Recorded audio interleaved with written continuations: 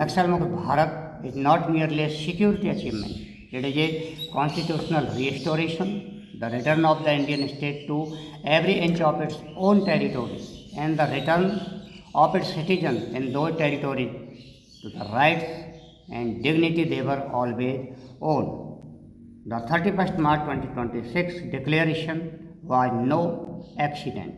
It marked the result of a sustained system-driven transformation where, where intelligence took the lead, security forces worked in sync, and political will stayed firm, along with institutional coordination.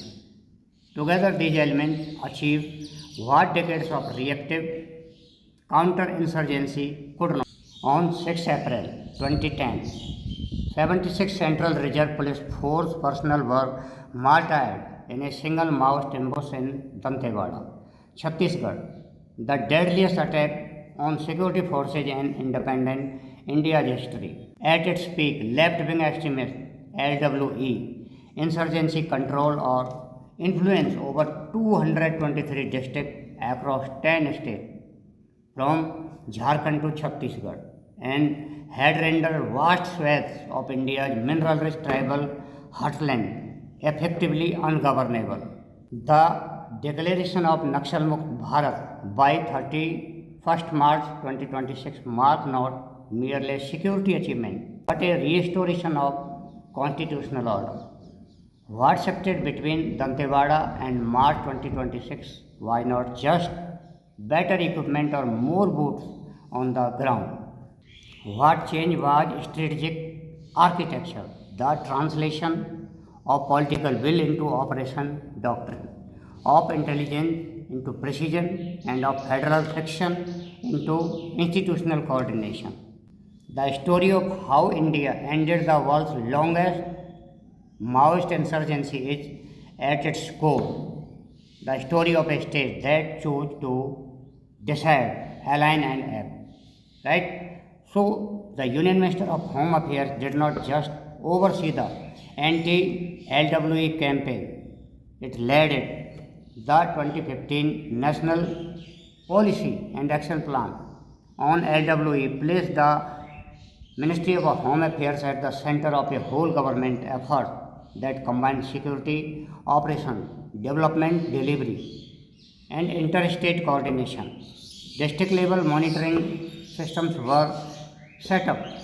Funding the Central Armed Forces was streamlined and a unified command structure was gradually put in place in the most critical conflict. The decisive political signal came in 2024 when Union Home Minister Amit Shah publicly declared firm deadline.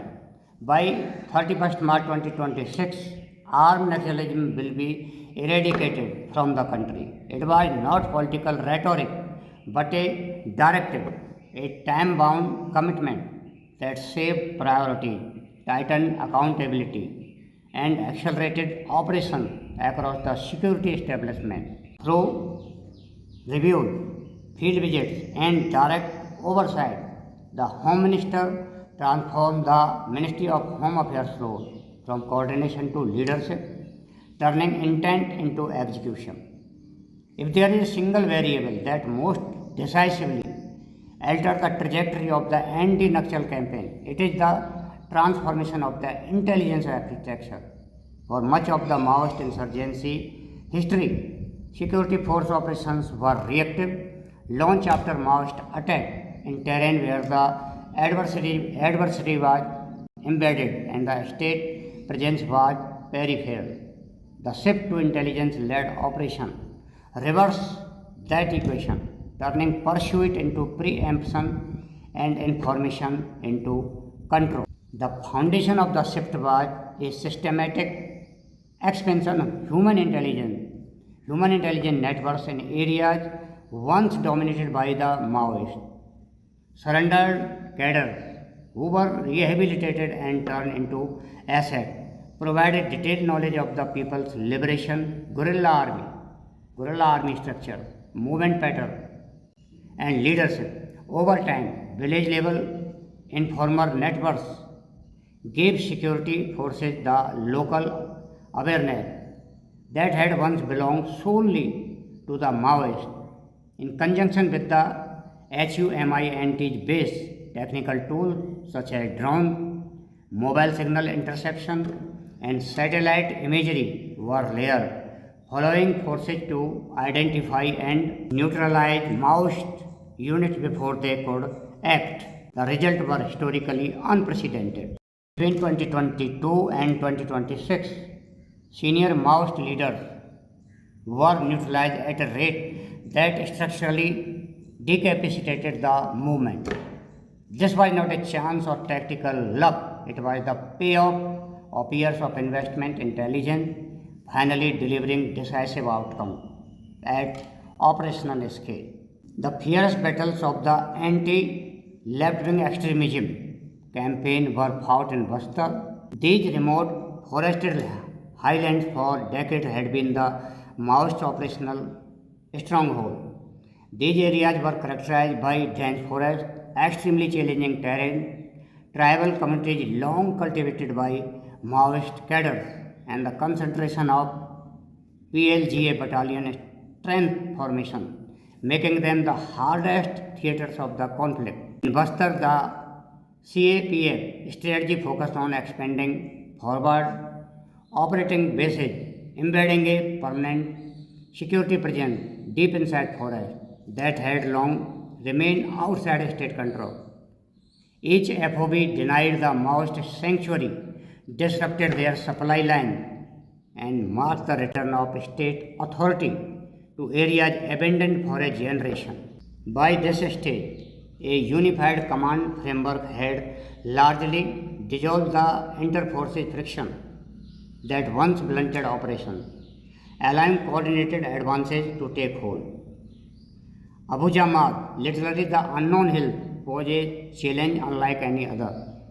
For decades, it functioned as a de facto no-go zone for the Indian state, the ideological core of the Maoist movement, a sanctuary for its leadership and a place where PLGA unit regrouped after reverses elsewhere.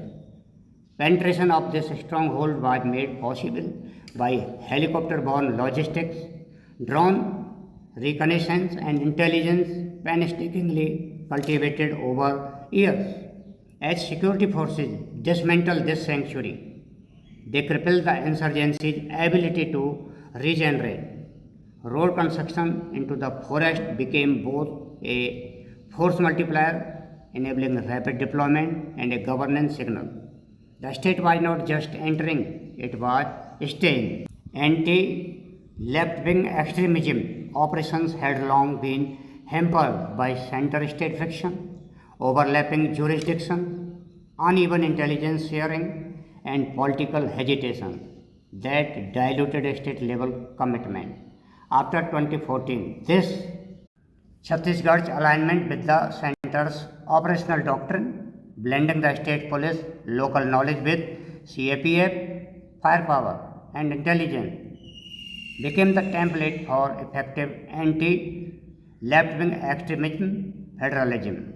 The jointly administered surrender and rehabilitation policy added another dimension, offering Maoist cadres a pathway out while simultaneously yielding rich intelligence from insiders who understood the Maoist organization from within. Now, security with humanity, the civil action dimension. The CAPF's mandate in LWE affected areas was never exclusively kinetic.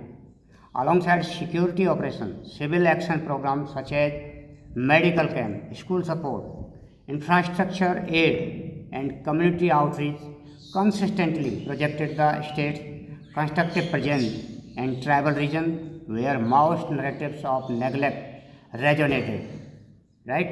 Coupled with psychological initiatives such as surrender appeals and community dialogue, these efforts steadily eroded Maoist influence, turning tribal communities from passive or active supporters into stakeholders in the security outcome. 31st March 2026 marks a genuine and historic inflection point. However, clarity requires acknowledging what remains.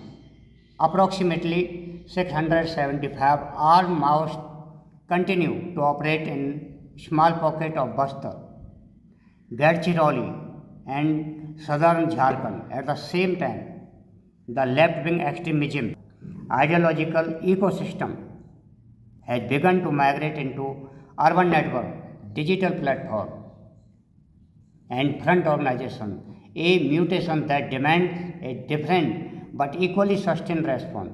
The gains of the past decade must now be consolidated through a post-insurgency transition, deep development investment, governance penetration, resolution of forest and land rights in former left-wing extremism affected areas, and continued vigilance against ideological revival.